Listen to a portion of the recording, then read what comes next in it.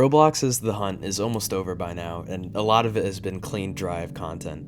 Unfortunately, because of my weekly upload schedule, I wasn't able to get any of it in time. So now that most of you already know all of the games that were in The Hunt, here are my top 5 favorite games that I played during it. Starting off at number 5 is Please Donate. When I joined this game, I wasn't sure that it would turn a game infested with bots begging for Robux into a fun experience, but somehow they did.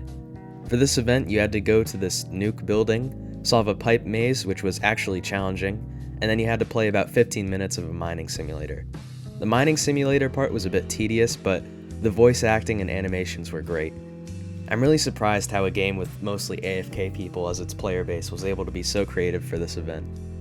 At number 4 is RB Battles. To get started with this event, you either had to win a game or compete in 3 games in a row, which wasn't too bad, but once you got into the event, the animations and the voice acting were amazing. Not only that, but there were actually multiple paths that you could take to complete the event, which was one of the only games where you can actually do this, apart from maybe 1 or 2 others that might be on this list later.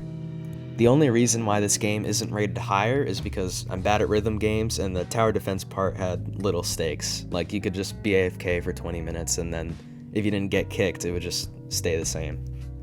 Now getting into the very good games, number 3 is Doors. The event is right next to Spawn, actually closer than the main game doors are. For this event, the developers actually made a whole new layer, which was very shocking to me. They also added new entities and a new item to go with the event, adding a lot of replay value. I personally didn't want to play it again, but very few of these events had any replay value whatsoever, so props to them for that. At number 2 is Arsenal. Arsenal is a typical fast-paced shooter, however they took that concept and flipped it on its head, turning the game into a stealth game for this event. They also have voice acting as well as a lot of good buildings, and like RB Battles, you can go through multiple paths for this event, which was fun to play through all of them. My favorite part though was finding all of the developers, which if you found them would sometimes give guns for you to use temporarily. They even had voice acting for some of these secrets too, which made them really fun to find all of them. Before I say what game I put at number 1, I'd like to mention a game that didn't make the top 5, but was still pretty good.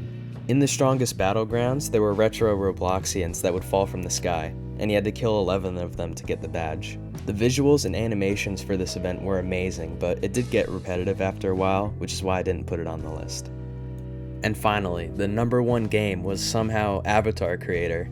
They made a completely new game for this event, which I just think is awesome. They also played into the retro style, kind of like some of the other games on the list, except everything was retro. The characters, the weapons, and even the UI, it was awesome. I wasn't there for when Roblox was that old, but it was still nice to experience some of it. They had all of the 4 classic Roblox teams: the Core Blocks, the Knights of the Splinted Skies, the Overseers, and of course Red Cliff, which is obviously my go-to faction. I mean, Gold Knight, Gold Knights, it was meant to be. In fact, here was my Roblox avatar from 2019 wearing Red Cliff armor. So, needless to say, me and Red Cliff go way back. Anyway, this event just had so much replay value. It was probably the only game that I actually wanted to play in my free time. I really hope that they keep this event after the hunt is over. If you think there was a game that should have been placed higher or lower on the list, make sure to tell me in the comments. I hope you enjoyed the video, and thanks for watching.